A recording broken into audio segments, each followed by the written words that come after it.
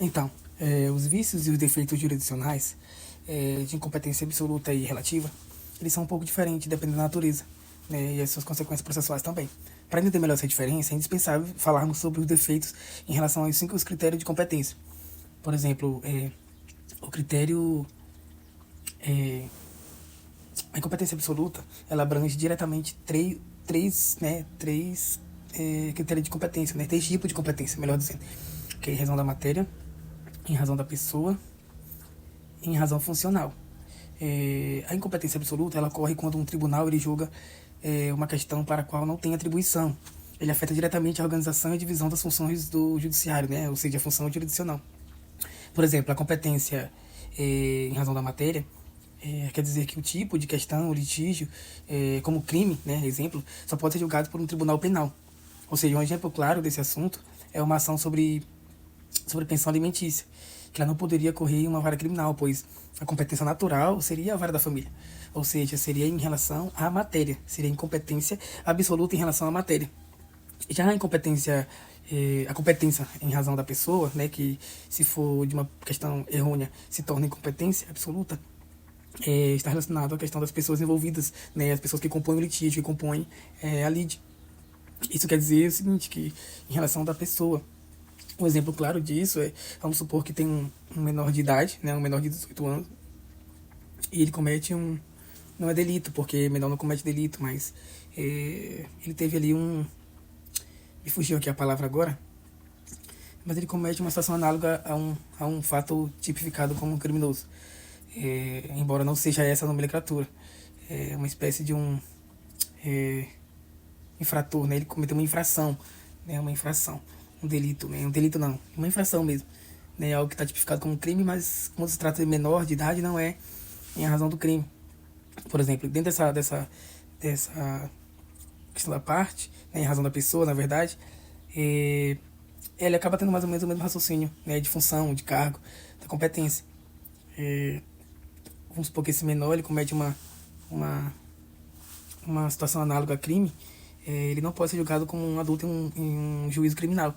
Até porque ele vai ser... Primeiro que ele não é preso, né? Ele vai ser apenas apresentado, né? Apresentado à delegacia. E esse fato dele vai ser julgado, vamos dizer assim, acompanhado de acordo com o Estatuto da Criança e Adolescente, em razão de que por ele ser um menor. Então, nesse caso aqui, em razão da parte. Já se ele fosse ser julgado pelo tribunal, né, pelo tribunal normal e não pela vara da infância e da juventude, seria aí uma incompetência absoluta, em razão da parte, né, a parte que acompanha a lide, entre aspas, né. Já em relação à competência funcional, na verdade, está muito ligado em razão do cargo ou da função, né. Então, por conta disso, o processo deve ser julgado tribunal em função do tribunal. Por exemplo, o presidente da justiça, o presidente da República, por exemplo, ele deverá ser julgado pelo STF determinado tipo de crime. Caso ele fosse julgado em um outro, né, por um outro tribunal, por um tribunal, por exemplo, de justiça do Distrito Federal, seria totalmente nula o processo, né, tendo aí um efeito ex tunc, né, que ia zerar o processo e teria que praticamente começar tudo de novo. E vale lembrar ainda que a incompetência absoluta ela pode ser declarada de ofício pelo próprio juiz, né, se que alguma das partes alegue isso. A qualquer momento, em qualquer instância, né, segundo grau, terceiro grau, inclusive após o trânsito julgado. Decisão tomada por um tribunal que ele seja totalmente, né, incompetente, absolutamente incompetente, essa decisão ela é considerada nula por conta disso. Um exemplo claro disso é um tribunal de justiça estadual julgar um crime militar. Ora, crime militar, a competência para julgar crime militar pertence à justiça militar. Então, aquele tribunal que julgou a justiça comum, né, vamos dizer assim, passa a ser um incompetente, né? Já a competência relativa ocorre quando um tribunal julga uma causa fora de sua competência, mas sem afetar a estrutura jurisdicional, a estrutura judiciária, né? Ou seja, são defeitos que eles podem ser sanados. Exemplo disso é a competência territorial, né? Que, por exemplo, se a pessoa sofreu um roubo em Maceió, onde estava de férias, e aí ele pode escolher, né? A competência relativa ela pode ser decidida entre as partes, né? Então, esse processo, ele pode ser julgado em qualquer um dos dois lugares. Só que a pedido da vítima, ele pode ser julgado no local de origem da vítima. Então, é um defeito que pode ser sanado. Já a competência em razão do valor, diz a questão do valor, né, da causa. Isso quer dizer o seguinte, quer dizer que,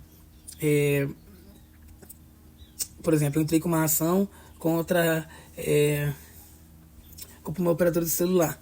Eu vou entrar lá no juizado especial civil, né? Por quê? Porque o valor da causa ali, vamos supor que o valor da causa seja 5 mil reais. Então, em razão do valor da causa, esse processo ele pode e deve ser julgado pelo juizado especial. Até porque, conforme a lei 9.099 de 95, que é a lei dos tribunais especiais, né? Tribunais, juizado especial, tanto civil como criminal, o valor da causa, no caso, é até de 40 mil reais. Mas aí vamos supor que esse processo ele foi para a justiça comum, né? Não foi para o juizado especial, vamos dizer assim. Então eu posso, eu como parte do processo, posso pedir que o processo corra na justiça especial em razão da celeridade. Ou seja, observe que o vício aqui ele pode ser sanado. Já a incompetência relativa, por exemplo, ela pode ser alegada pela parte interessada, como eu disse, né, e por mim, e deve ser levantada no início do processo sob pena de preclusão. O que é preclusão? Preclusão é perder o prazo, né? Preclusão temporal. Então, as decisões elas podem ser validadas, E um exemplo disso é um processo da comarca do interior e aí acaba sendo utilizado na capital. Caracteriza aí uma incompetência relativa, pois trata-se ali de uma competência territorial que pode ser trazida a qualquer momento dentro do processo. E a decisão as consequências de uma tomada na verdade, uma decisão dentro de uma incompetência absoluta é nulo, né? É o efeito ex tunc, né? Anula-se todo o processo. Já uma decisão incompetente relativa, ela pode ser válida, tendo o efeito ex nunc, né? Dali para frente, desde que seja pedida pela parte, né? Pela parte compreender essa diferença, ela é crucial para determinar onde o litígio vai ser julgado, né? E ter as suas competências, suas particularidades e impactos processuais distintos, refletindo assim, na verdade, o endereçamento, né, a distribuição adequada do processo. É isso.